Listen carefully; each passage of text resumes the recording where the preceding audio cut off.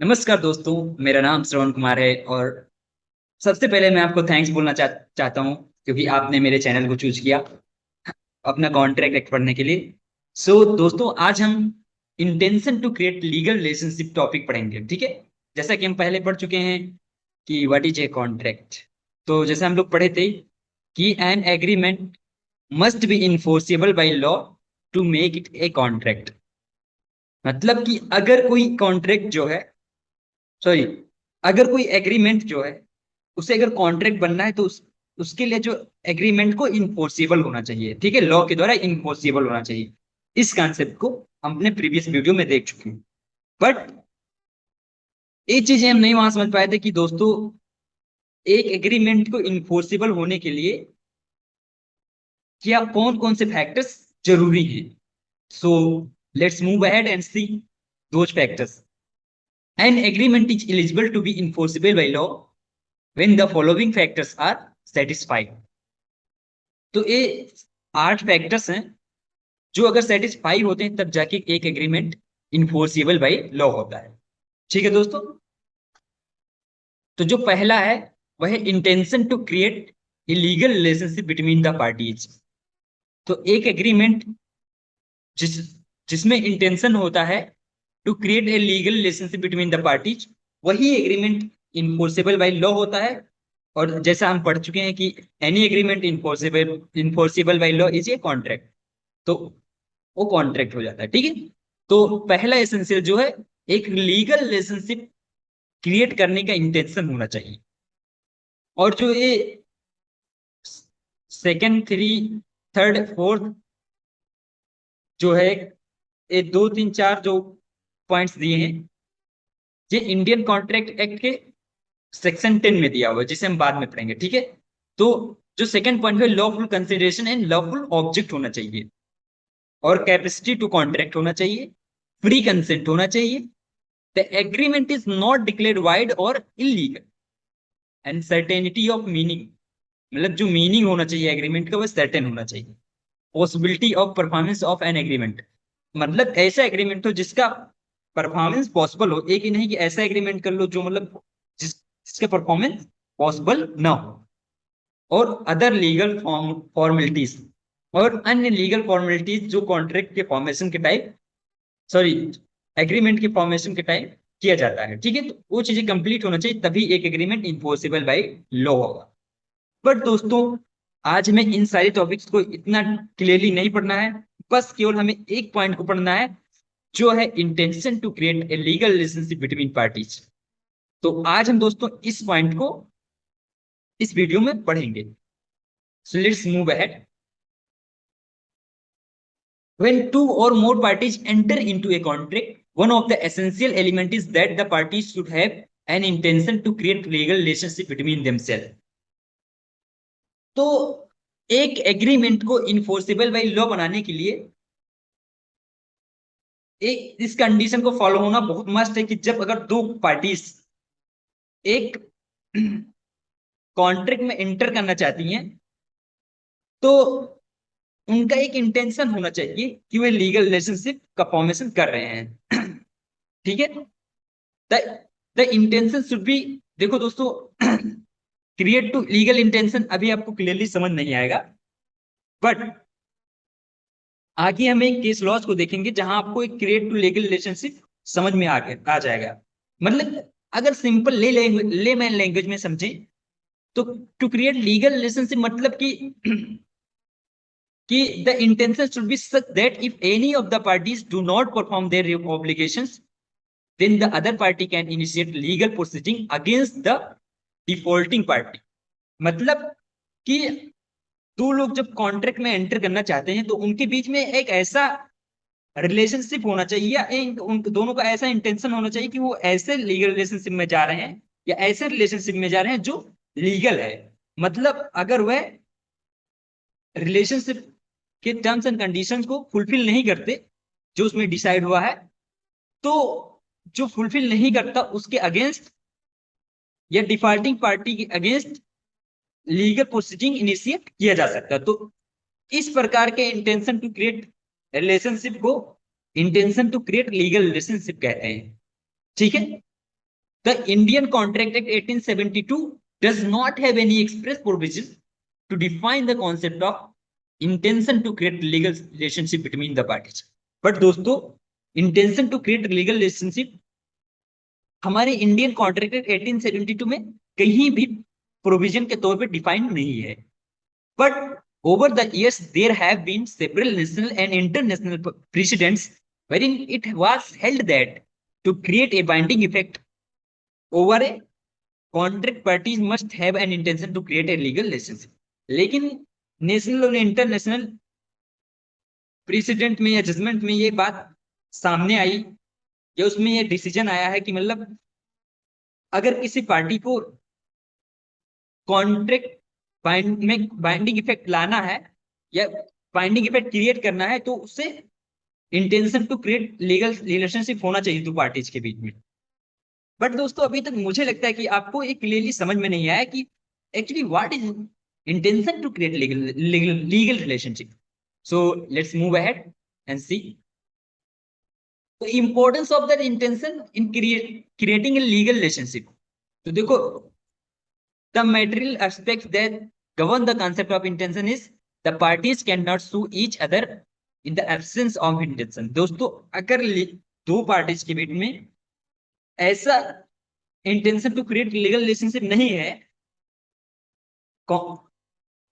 Agreement formation के time, तो the parties can not sue each other in the absence of intention. If the intention to create legal relationship is absent, then the contract is a mere promise। ठीक है, तो वो केवल एक जो contract होता है एक प्रॉमिस के रूप में रह के रह जाता है। और जानते हैं हम लोग कि प्रोमिसेस और set of promises forming consideration for each and agreement. But ये कॉन्ट्रैक्ट जहां इंटेंशन नहीं, उसे हम एक प्रॉमिस की तरह ट्रीट करते हैं। और तीसरा जो पॉइंट है, the contract will not have a binding effect if there is no intention to create legal relationship.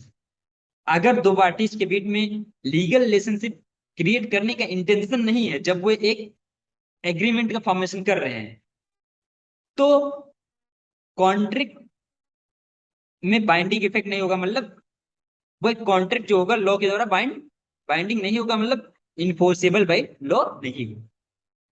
इसको बहुत अच्छे से समझने के लिए एक केस लॉज को देखते हैं जिसका नाम है बाल्फोर वर्सेस बॉलफोर, जो 1999 सॉरी 1919 का केस है। तो इसमें यह बताया गया कि what is actually legal relationship और intention to create legal relationship. ठीक है, तो इसको हम समझते हैं। तो इसके सबसे पहले इसके फैक्ट्स को देखते हैं। The defendant and his wife were enjoying their leave in England. Defendant जो है मिस्टर बाल्फोर है और वाइफ जो है मिसेज बाल्फोर है। ठीक है, तो ऐसे नाम सुनते होंगे आप थोड़ा, मतलब उस साइड कई एरिया में मिसेज एंड मिस्टर हटा के और सब कॉमन ही रहता है ना। हाँ, तो ठीक है, चल बढ़िए चलते हैं। तो देखते हैं कि इसके फैक्ट को देखते हैं। तो the defendant and his wife were enjoying their leave in England. तो जो हस्बैंड था mister Balfour and missus Balfour एक मतलब लीव या छुट्टी पे गए थे, जो इंग्लैंड में एंजॉय कर रहे थे। इंग्लैंड में छुट्टी पे गए थे, वहीं पर रह रहे थे। ठीक, but due to some circumstances the dependent had to return to the Ceylon and he has and his wife had to stay in England for medical reason. लेकिन कुछ रीजन के कारण या कुछ सर्कमस्टांसेस के कारण मिस्टर बाल्फर या कह सकते हैं डिफेंडेंट को सिलोन यानी श्रीलंका अपने घर वापस लौटना पड़ा। लेकिन उसकी वाइफ जो थी मिसेस बाल्फर, उसे इंग्लैंड में ही कुछ मेडिकल रीजन की वजह से रुकना पड़ा। The defendant agreed to pay some amount for probable expenses. तो इसमें क्या होता है कि कुछ जो आवश्यक एक्सपेंसेस होंगे उसके लिए कुछ अमाउंट देने के लिए बोला। डिफेंडेंट मतलब मिस्टर बाल्फर ने कहा कि कुछ प्रोबेबल एक्सेप्शन एक्सपेंसेस जो होंगे उसे वह पे करेगा। ठीक है, with time differences arose and their relationship soured due to which the husband stop sending expenses to his wife. तो इसमें होता क्या है कि धीरे धीरे उनके बीच में खटास हो जाती है, उनके जो रिलेशनशिप में है। ठीक है, इसका सीधा मतलब मतलब कि उनका जो रिलेशनशिप होता है बिगड़ जाता है, ठीक, और सेपरेशन आ जाता है। तो जो डिपेंडेंट होता है वह जो मनी होता था, अमाउंट था प्रोबेबल एक्सपेंसेस का, उसे भेजना रोक देता है। The wife initiated legal proceeding against her husband to enforce the agreement. इसमें भाई सबको आएगा, इसकी वाइफ जो मिसेज बाल्फर थी उसको गुस्सा आ जाता है और लीगल प्रोसीडिंग इनिशिएट कर देती है अपने हस्बैंड की अगेंस्ट, कि वह जो वादा किया था, जो एग्रीमेंट था, उसको फुलफिल करे। लेकिन इसमें कोर्ट का ऑर्डर क्या था दोस्तों? The court held that this agreement was purely domestic and social, and neither of the parties were legally bound as there were no express terms to create a legal relationship between the parties. तो देखो दोस्तों, court ने कहा कि एक domestic मामला था, एक सोशल और डोमेस्टिक मामला था, प्योरली डोमेस्टिक एंड सोशल मामला था, जिसमें किसी पार्टी ने ऐसा इंटेंशन नहीं रखा था कि वे लीगल रिलेशनशिप क्रिएट करेंगे। बस सिंपली एक बातचीत हुआ था कि वो कुछ दिन तक भेजेंगे, बट किसी के माइंड में जब ये बात हुई थी कि तुम यहीं रुकोगी और मैं तुम्हें कुछ रुपए भेजूंगा, तो ना तो बाल्फर के माइंड में था, मिस्टर बाल्फर, या ना मिसेज बाल्फर के माइंड में था कि अगर हस्बैंड नहीं भेजता है तो उसको कुछ, मतलब अगर हस्बैंड नहीं भेजता है तो जो वाइफ होगी मिसेज बाल्फर, वो उसके आगे या उसके अगेंस्ट में एक लीगल प्रोसीजिंग इनिशिएट कर सकते। तो इसलिए यह मतलब यहाँ पर intention to create legal relationship नहीं था। But the agreement between husband and wife does not always depend upon the presumption, sometimes it is refuted depending on each case's facts। लेकिन बट दोस्तों एक चीज समझ लो कि ऐसा नहीं है कि हर एक बार हस्बैंड एंड वाइफ के बीच में कोई भी रिलेशनशिप है या जो मतलब एग्रीमेंट हुआ हुआ है हमेशा एक मतलब intention not to create legal relationship हो, ठीक है। तो मुझे लगता है कि intention to create legal relationship समझ में आ गया हो। तो अल्टीमेटली अगर हम सम अप करें, यही कहना चाहेंगे कि intention to create legal relationship सीधा सा यही है कि जैसे जब आप दोनों लोग किसी बात के लिए एग्री हो रहे हैं, तो उसमें आप दोनों के माइंड में एक इंटेंशन होना चाहिए कि अगर किसी ने भी फुलफिल नहीं किया तो उसको इन्फोर्स कराने के लिए जो डिफेंड जो प्लेंटिफ होगा वो डिफॉल्टिंग पार्टी के अगेंस्ट मतलब कोर्ट में जा सकता है। अगर ऐसा इंटेंशन नहीं है दोनों का, मतलब उस टाइम जब एग्रीमेंट का फॉर्मेशन हो, तो हम उसे intention not to create legal relationship कहेंगे, और अगर इंटेंशन है तो उसे intention to create legal relationship कहेंगे। तो मुझे लगता है कि आपको एक कॉन्सेप्ट समझ में आ गया होगा कि what is actually intention to create legal relationship. और ऐसे ही वीडियोज पाने के लिए मेरे चैनल को सब्सक्राइब करें और वीडियोज को लाइक करें एंड शेयर करें। तो इसी के साथ हम अपना आज का सेशन समाप्त करते हैं और मिलते हैं नेक्स्ट वीडियो में, और जानते हैं कि कुछ केसेस के बारे में जहां हस्बैंड एंड वाइफ के बीच में एग्रीमेंट हुआ था और उसे intention to create legal relationship में कंसिडर किया गया था। So till then, bye and thanks for watching.